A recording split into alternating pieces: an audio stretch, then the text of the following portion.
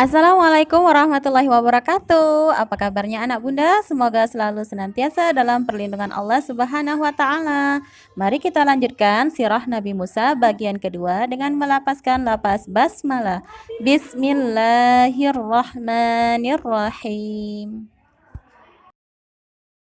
Diceritakan bahwa setelah Nabi Musa mendapatkan wahyu, beliau diperintahkan Allah berdakwah kepada Fir'aun.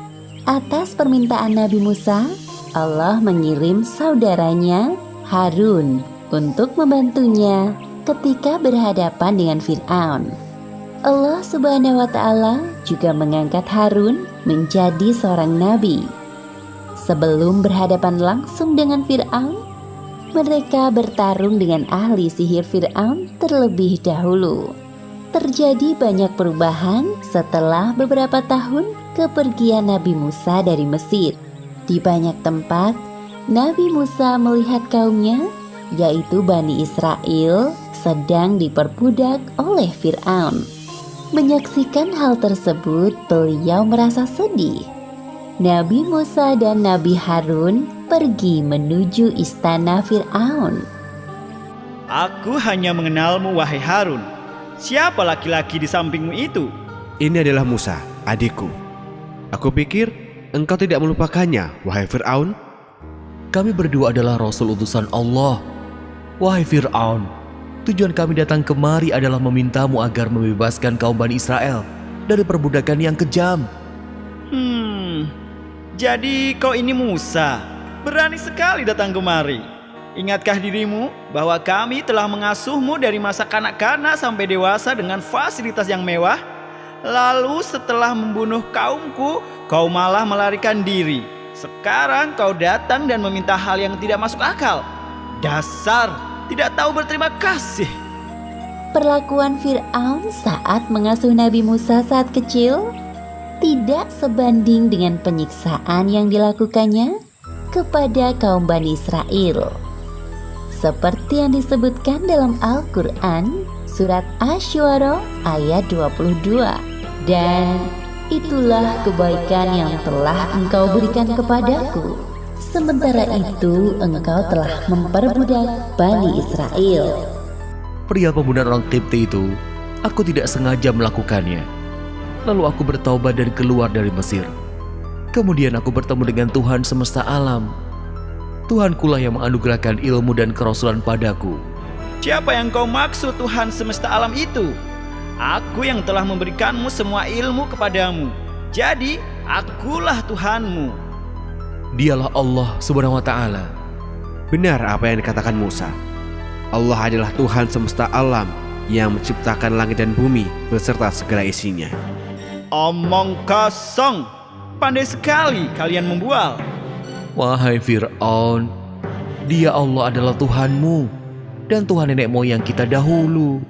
Sungguh, Tuhanmu telah salah dengan mengutus rasul-rasul yang gila seperti kalian. Dia Allah adalah Tuhan penguasa timur dan barat, serta apa yang ada di antara keduanya. Dengarkan baik-baik, wahai Musa dan Harun, jika kalian menyembah Tuhan selain aku, maka penjara tempat kalian selanjutnya. Nabi Musa dan Nabi Harun berdebat dengan santun dan suara yang lembut.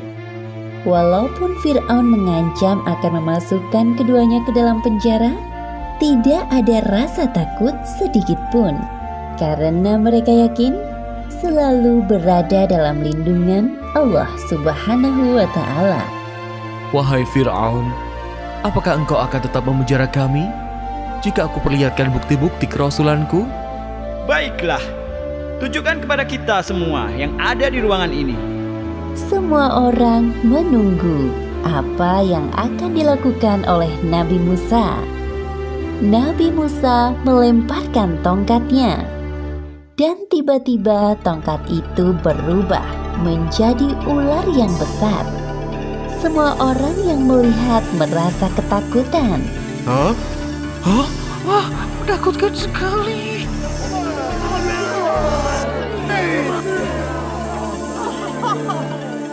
Kemudian Nabi Musa mengeluarkan tangannya dari dalam bajunya.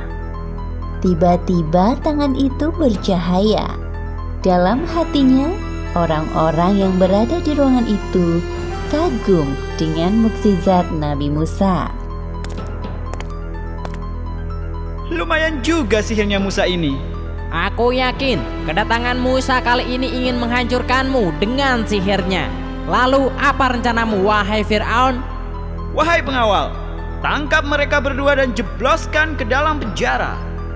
Sementara Nabi Musa dan Nabi Harun berada di penjara, Fir'aun mengumpulkan seluruh ahli sihir.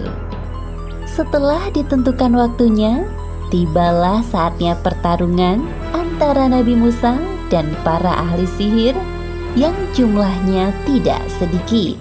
Hari ini, kita akan menyaksikan pertarungan antara Musa si pengkhianat dan kemudian ahli sihir dari berbagai penjuru negeri. Wahai Fir'aun, apa yang kami peroleh jika dapat mengalahkan Musa? Kami ingin hadiah yang besar. Jangan khawatir, masing-masing dari kalian akan aku beri jabatan yang tinggi. Silakan kalian mulai dulu.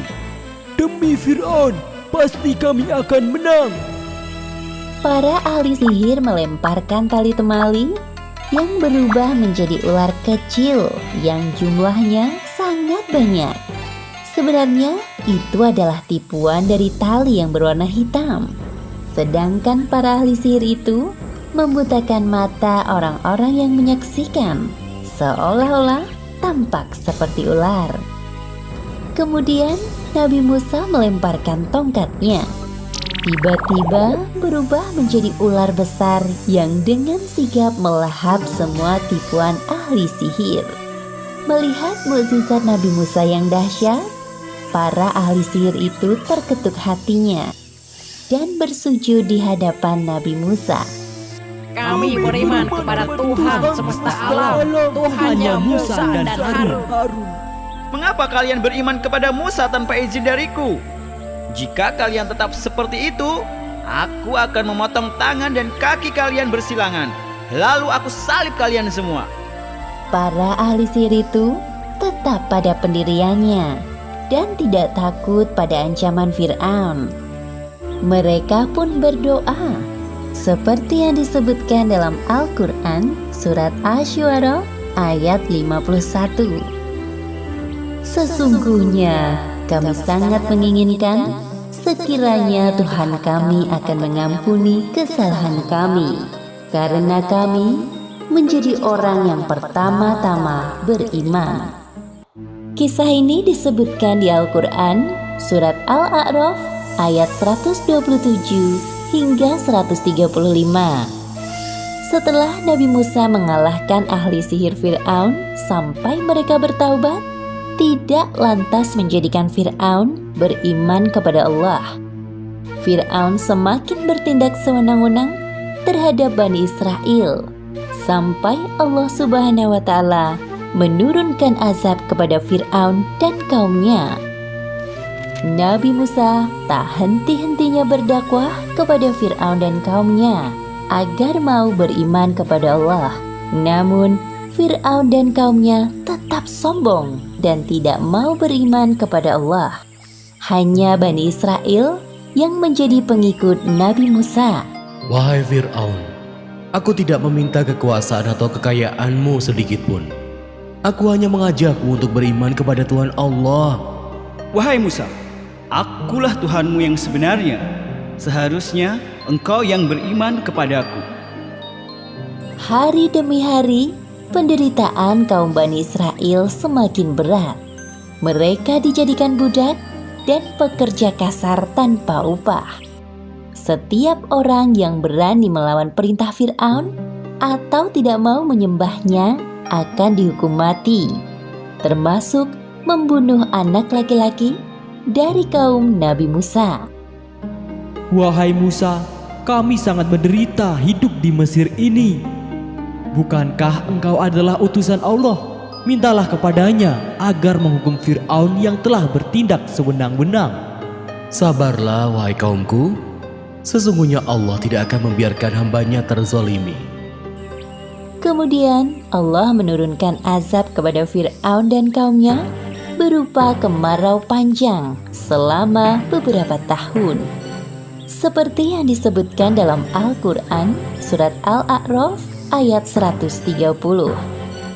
Dan sungguh, kami telah menghukum Fir'aun dan kaumnya dengan mendatangkan musim kemarau bertahun-tahun dan kekurangan buah-buahan agar mereka mengambil pelajaran. Wahai Fir'aun, kita sudah melakukan berbagai cara agar langit menurunkan hujan. Namun, belum ada hasil. Kami telah memperbanyak persembahan, namun sepertinya usaha kami sia-sia. Fir'aun sedang berpikir bagaimana caranya agar hujan turun. Ia tidak mau kelihatan bodoh di hadapan kaumnya. Fir'aun berjanji akan menyelesaikan masalah ini. Di istana, Fir'aun berdiskusi dengan para penasihat kerajaannya. Menurut kalian, apakah ada cara lain agar musim kemarau ini segera berganti? Ada satu cara yang belum kita lakukan, wahai Fir'aun. Apa itu? Kita belum meminta pada Tuhannya Musa. Bukankah Tuhannya Musa dapat melakukan segalanya? Baiklah, panggil Musa ke hadapanku. Nabi Musa mendatangi Fir'aun di kerajaannya seorang diri. Wahai Musa, kau punya Tuhan yang mampu melakukan apa saja. Benar bukan? Iya, benar. Saat ini Mesir sedang ditimpa kemarau panjang. Jika Tuhanmu dapat menurunkan hujan dari langit, maka aku akan beriman kepadanya. Benarkah yang kau ucapkan itu, wahai Fir'aun? Tentu, jika Tuhanmu dapat melakukan apa yang tidak bisa aku lakukan, aku akan beriman kepadanya. Semua orang yang ada di sini saksinya. Baiklah kalau begitu. Nabi Musa berdoa kepada Allah di hadapan Fir'aun dan para penasehat kerajaan. Ya Allah, Zat yang menahan hujan, turunkanlah hujan untuk masyarakat Mesir. Sebelum sampai Nabi Musa menurunkan tangannya, hujan turun dengan derasnya.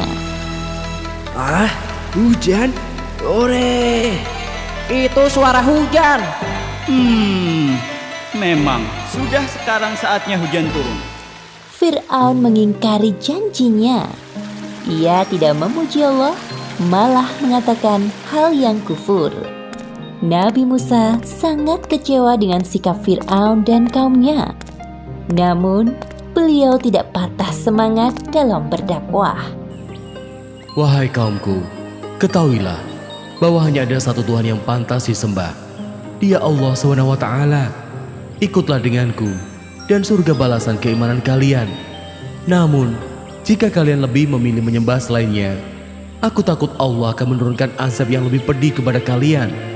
Wahai Musa, bukti apapun yang engkau bawa, kami tetap tidak akan beriman kepadamu maupun ajaranmu. Benar apa katanya. Fir'aun satu-satunya Tuhan kami. Setelah panen melimpah, hujan tak kunjung berhenti. Lalu muncul angin topan yang dahsyat.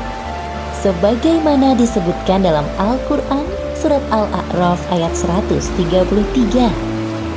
Maka kami kirimkan kepada mereka topan, belalang, kutu, katak dan darah. Air minum berubah menjadi darah sebagai bukti-bukti yang jelas.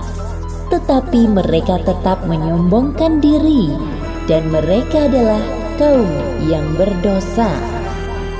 Wahai Musa, mintalah kepada Tuhanmu agar Dia, Allah, menghentikan hujan ini. Kami berjanji akan beriman kepada Tuhanmu. Kemudian Nabi Musa berdoa kepada Allah dan hujan pun berhenti.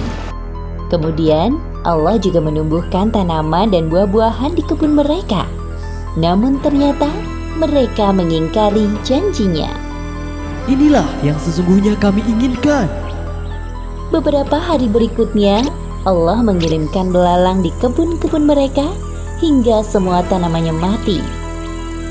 Wahai Musa, sekali lagi kami mohon, mintalah kepada Allah agar mengusir belalang-belalang ini dari kebun kami. Maka kami akan beriman kepada Allah dan membiarkan Bani Israel pergi bersamamu. Kami bersungguh-sungguh. Nabi Musa kembali berdoa kepada Allah.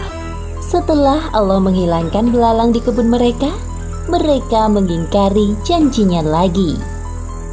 Kejadian itu terulang sampai Allah menurunkan kutu-kutu pada hasil panen mereka. Katak-katak yang memenuhi rumah-rumah mereka hingga air yang berubah menjadi darah. Akibatnya, mereka hampir mati kehausan karena tidak minum.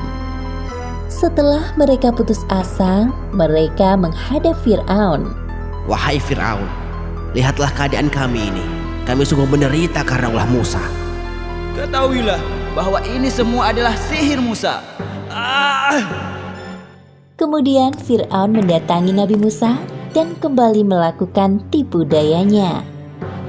Wahai Musa, jika Tuhanmu mau mencabut semua penderitaan kami, pasti aku dan kaumku mau beriman kepadanya. Aku juga membebaskan Bani Israel dari perbudakan dan membiarkan mereka ikut bersamamu.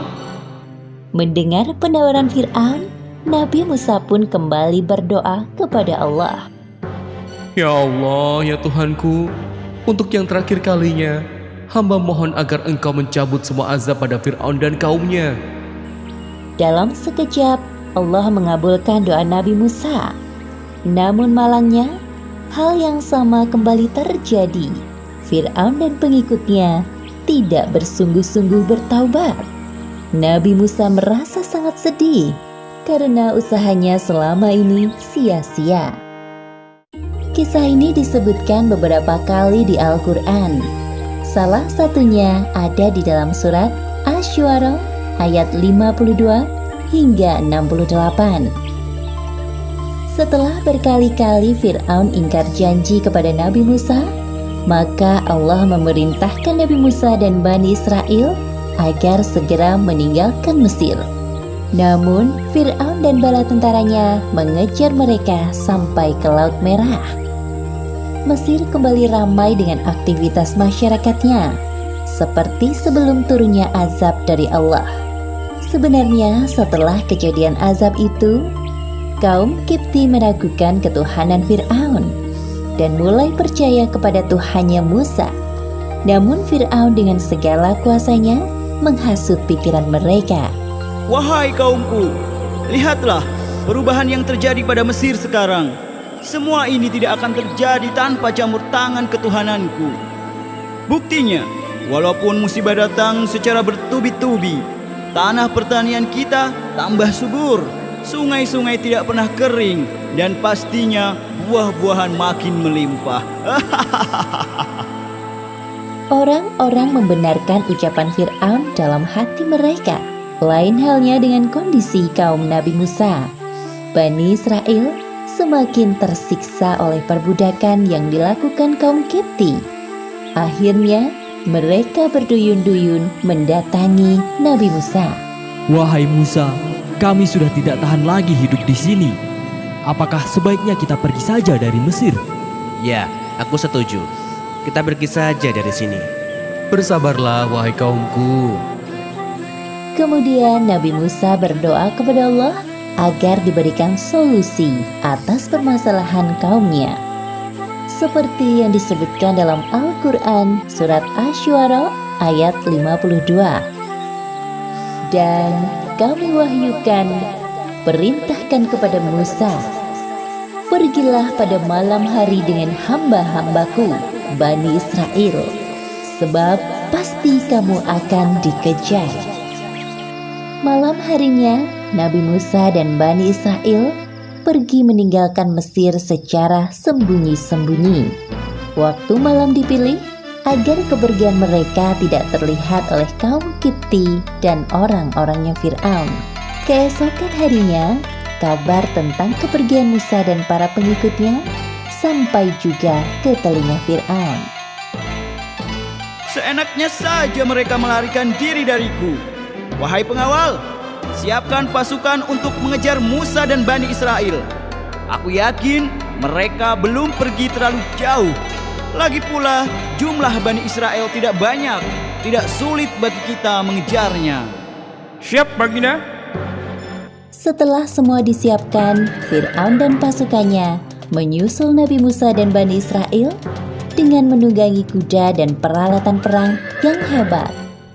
Ketika Nabi Musa dan pengikutnya sampai di tepi laut, perjalanan mereka terhenti. Wahai Musa, sekarang bagaimana ini?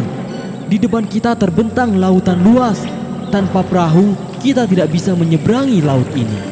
Kami takut kalau Fir'aun dan pasukannya menyadari kepergian kita dan menyusul kita. Aduh, bagaimana ini wahai Musa? Wahai kaumku, sekali-kali kita tidak akan tersusul. Sesungguhnya Tuhanku besertaku. Kelak Dia akan memberi petunjuk kepadaku. Seperti yang disebutkan dalam Al-Quran surat Asy-Syu'ara ayat 62. Lalu kami wahyukan kepada Musa, pukullah laut itu dengan tongkatmu. Maka terbelahlah lautan itu, dan setiap belahan seperti gunung yang besar. Lalu Nabi Musa memukulkan tongkatnya ke laut. Seketika itu lautan terbelah menjadi dua. Di tengah-tengahnya terhampar jalan panjang untuk melintas. Masya Allah. Masya Allah. Ayo, kita segera bergegas. Baik. Ayo, cepat. Fir'aun dan para pengikutnya sampai ke tepi Laut Merah. Mereka takjub melihat pemandangan laut yang aneh. Wah, apa ini? Belum pernah aku melihat hal seperti ini sebelumnya. Sihir apa ini hingga membelah lautan? Mereka melewati jalan ini. Ayo kita kejar. Ayo maju pasukan. Ketika Fir'aun dan pasukannya sampai di tengah perjalanan mengejar Musa, tampak Musa dan kaumnya. Lihat, itu Bani Israel. Aku melihatnya. Namun, atas izin Allah, tiba-tiba jalan yang terbentang di antara dua laut itu kembali berubah menjadi laut. Allah menyelamatkan Nabi Musa dan Bani Israel, sedangkan Fir'aun dan pasukannya tenggelam di lautan. Sebelum mati tenggelam, Fir'aun menyadari kesalahannya. Ya Allah, sesungguhnya aku percaya tidak ada Tuhan selain Engkau. Tuhannya Musa dan Bani Israel. Hamba berserah diri kepadamu ya Allah. Tolong selamatkan hamba. Namun semuanya telah terlambat. Allah tidak menerima taubat Fir'aun. Seperti yang disebutkan dalam Al-Quran surat Yunus ayat 91. Apakah sekarang baru kamu beriman? Padahal sesungguhnya engkau telah durhaka sejak dahulu, dan engkau termasuk orang yang berbuat kerusakan. Sedangkan di pihak Musa, Bani Israel masih khawatir dengan keadaan musuhnya. Wahai Musa, apakah Fir'aun dan para pengikutnya benar-benar tenggelam di laut ini? Ya, kami agak ragu karena Fir'aun mengaku-ngaku bahwa dirinya Tuhan yang tidak akan mati. Pastikan mereka tenggelam di laut. Tidak mungkin mereka masih hidup. Bukankah begitu, wahai Musa? Benar wahai kaumku, Fir'aun dan pasukannya tenggelam di laut. Namun Allah menyelamatkan jasad Fir'aun sebagai pelajaran bagi manusia di masa mendatang, bahwa kisah Fir'aun yang kejam dan mengaku-ngaku sebagai Tuhan benar-benar kisah nyata.